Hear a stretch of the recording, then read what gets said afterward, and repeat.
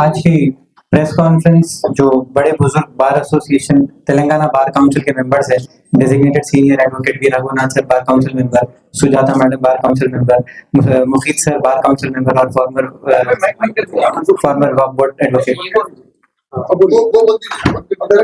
और निसार अहमद बेग साहब senior advocate, Prabhakar साहब सीनियर एडवोकेट, जगन साहब सीनियर एडवोकेट, फॉर्मर प्रेसिडेंट और विष्णुवर्धन रेड्डी साहब फॉर्मर प्रेसिडेंट बार एसोसिएशन और तमाम वकला जो आज यहाँ जमा हुए हैं, ये एक ही मकसद से आज की प्रेस कॉन्फ्रेंस के लिए जमा हुए कि मैंने एक रिप्रेजेंटेशन तैयार किया है address to the honourable chief minister Shri Revanth Reddy साहब। उसमें यही रिक्वेस्ट है और यही डिमांड है कि एक स्पेशल इन्वेस्टिगेशन ऑफिसर अपॉइंट किया जाए, अगर ना हो तो स्पेशल इन्वेस्टिगेटिंग टीम अपॉइंट की जाए, और दूसरा स्पेशल पब्लिक प्रोसिक्यूटर अपॉइंट किया जाए।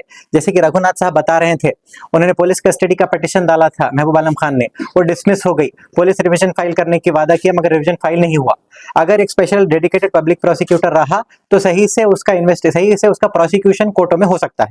और तीसरा यही है कि अगर ऐसा ना हो पाए तो जैसे कि डिमांड रखा गया है कि अगर एसआईटी है ना तो सीबीआई को इंटरेस्ट किया जाएगा इन्वेस्टिगेशन, हमारी ये मांग रहेगी। और एक अहम बात जो है, 37-38 डेज हो चुके हैं मर्डर होके एडवोकेट ख्वाजा मोइजुद्दीन मेरे वालिद साहब का। Majority of the accused have been arrested, मगर जो लिंक जो एस्टैब्लिश मेन है मुनीर, चाउश और आबिद, जो पैसे सप्लाई किए थे सुपारी के लिए, उनको अरेस्ट अब तक नहीं किया गया है। स्टेट ऑफ द टेक्नोलॉजी है तेलंगाना पुलिस, वंडरफुल पुलिस है। क्यों 3 लोगों को अरेस्ट करना है पुलिस के लिए तो लेफ्ट हैंड गेम है। अब तक वो 3 लोगों को क्यों अरेस्ट नहीं किया गया है, उसके लिए भी मैं पुलिस स्टेशन कई बार फिरा, पुलिस स्टेशन बोल रहे हैं ट्रैक कर रहे हैं, ढूंढ रहे हैं, मालूम कर रहे हैं, मिल नहीं रहा है उनका बोल के बता रहे हैं, मगर 37-38 डेज के अंदर तक भी अब तक ट्रैक नहीं हो जाना। इतने बड़े इंटेलिजेंट वो कोई हुडविंग करने के लिए पुलिस को इतने इंटेलिजेंट तो नहीं हो मुनीर, चाउश और आबिद, अब तक क्यों नहीं ट्रैक किया गया, अब तक उनको अरेस्ट क्यों नहीं किया, वो समझ में नहीं आ रहा है। और एक बहुत इंपॉर्टेंट बात, मैंने कंप्लेन लॉन्च की थी 5 जून 2026 को। मुझे सस्पिशियस, मुझे भी सर्वेलेंस में रखा गया था। ब्लैक कलर की मर्सिडीज गाड़ी बगैर कोई नंबर प्लेट के, बगैर और पूरे ब्लैक टिंटेड विंडोज के साथ मेरे घर के सामने आकर 45 मिनट्स ठहरी थी, और कोई आदमी अभी खुद अंदर थे, उसमें समझ में भी नहीं आया। उसी दिन रात में 5 जून 2026 को मैंने पुलिस में जाके कंप्लेन दी। पुलिस वालों ने कहा उन्हें सीसीटीवी कैमरास रिकॉर्ड करे, आज तक वो गाड़ी नहीं मिली। मैंने भी एप्लीकेशन दिया है और आर्म लाइसेंस का एप्लीकेशन दिया है, मेरी सिक्योरिटी के लिए भी मैंने एप्लीकेशन दिया है, सब पेंडिंग है। ये मैसेज यही जा रहा है कि मैं मेरे पर्सनल मफाद के लिए तो कर रहा हूँ, वो तो है ही, मगर मैं खुद एडवोकेट हूँ, वाले साहब भी एडवोकेट थे। एडवोकेट फ्रेटर्निटी में गलत मैसेज जाएगा कि गवर्नमेंट को सपोर्ट नहीं कर रही। एडवोकेट फ्रेटर्निटी का, जैसे कि वामन राव साहब था, मैडम था, कई सारे एडवोकेट्स का जो कत्ल हुआ है।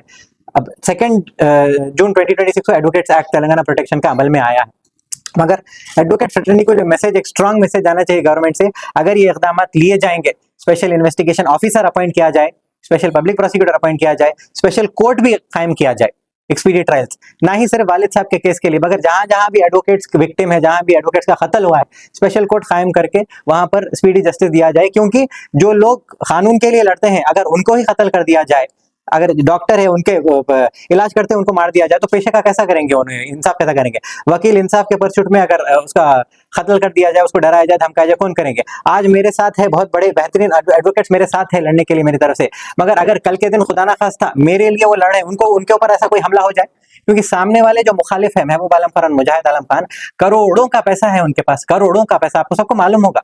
अनवारुल उलूम वक्फ, मुमताज यारुद्दौला वक्फ, नवाब शाह आलम खान कॉलेज वक्फ, ये पूरे वक्फ जायदादें हैं। हैदराबाद की अवाम मासूम अवाम है, मालूम नहीं है वक्फ जायदाद है, बल्कि प्राइवेट प्रॉपर्टी है, बल्कि बरकतपुरे के आलम खान वालों की प्राइवेट प्रॉपर्टी है, बल्कि समझते थे। आप जाके हिस्ट्री देखिए, वक्फ बोर्ड में पूरा रिकॉर्ड पड़ा हुआ है, बीच में वक्फ बोर्ड में रिकॉर्ड गायब भी हो गया था।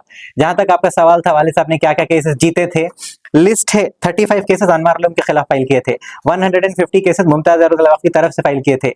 2014 में आईपीएस इकबाल साहब थे, वक्फ बोर्ड की तरफ से जाके वो सीज कर लिए थे, वो अपने से नहीं किए थे, कोर्ट के थ्रू डायरेक्शन लिए थे वालिद साहब, तो जाके अनवार आलम कॉलेज सीज कर लिया गया था। उसका 2014 के रिट पिटीशन आज भी पेंडिंग है, पेंडिंग है। सुन लीजिए एक सेकंड, कुछ वक्फ की प्रॉपर्टीज में उन्होंने मेजर हैदराबाद के मेजर प्रॉपर्टीज वक्फ के मेजर, इन सेंट्रल हैदराबाद के मेजर प्रॉपर्टीज है वक्फ के, जो है मुमताज यारुद्दौला वक्फ की 30 एकड़ प्रॉपर्टी है, अनवारुल उलूम वक्फ के 60,000 स्क्वायर यार्ड्स की वक्फ प्रॉपर्टी है, मदरसे आयजा 3-4 एकड़ बड़े मेजर प्रॉपर्टीज है। वक्फ के इतने मेजर प्रॉपर्टीज के लिए लड़ रहे थे जिसमें यही 3 काबिज थे, ये खानदान काबिज है। दूसरे वक्फ प्रॉपर्टीज वक्फ के कितने बड़े हैं, इतने बड़े तो हैदराबाद में नहीं है जहां तक मेरा इल्म है।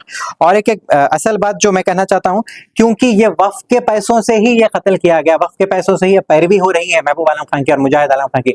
करोड़ों डोनेशन, आज भी अनवार आलम में 12 लाख 15 लाख डोनेशन जमा हुए, नवाब शाह आलम खान कॉलेज में इंजीनियरिंग के इतने डोनेशन हुए, वही पैसे से ये पैरवी हो रही है उनकी, वक्फ के पैसे से ही पैरवी हो रही है। तो मैं जो रिप्रेजेंटेशन जो यहाँ तैयार करके लाया हूँ, जो चीफ मिनिस्टर को एड्रेस किया जाएगा, उसमें ये और एक डिमांड है कि हाई लेवल इंक्वायरी ऑर्डर की जाए ये वक्फ प्रॉपर्टीज, ये 3 वक्फ प्रॉपर्टीज जिस पर महबूब आलम खान काबिज है, इतने सालों से काबिज है, उनकी प्राइवेट मिल्कियत है ही नहीं। आप हिस्ट्री उठा के देख लिए, हमारे लोग हिस्ट्री से इतिहास उठा के नहीं देखते, नहीं मालूम, जाती प्रॉपर्टी है समझते अनवर लोग। तो हाई लेवल इंक्वायरी कायम की जाए, क्योंकि वक्फ के पैसे से ही ये पूरे इलीगल और फ्रॉडुलेंट एक्टिविटीज किए जा रहे हैं। और इसी तरह मैं तमाम सीनियर एडवोकेट्स का बहुत अदबन शुक्रिया अदा करता हूं। आई thank each of them from senior councils, bar council members, all of them, जो आज आए यहाँ पे दूर दूर दराज से आए इस प्रेस मीट के लिए, सॉलिडेरिटी दिखाने के लिए मेरे लिए और एडवोकेट फ्रेटर्निटी के लिए भी। और मुझे उम्मीद है हुकूमत तेलंगाना से, फ्रॉम तेलंगाना गवर्नमेंट, कि रिप्रेजेंटेशन पर वो जल्द से जल्द कुछ कार्रवाई करेंगे, स्पेशल इन्वेस्टिगेशन ऑफिसर अपॉइंट करेंगे, स्पेशल पब्लिक प्रोसिक्यूटर और स्पेशल कोर्ट कायम करेंगे।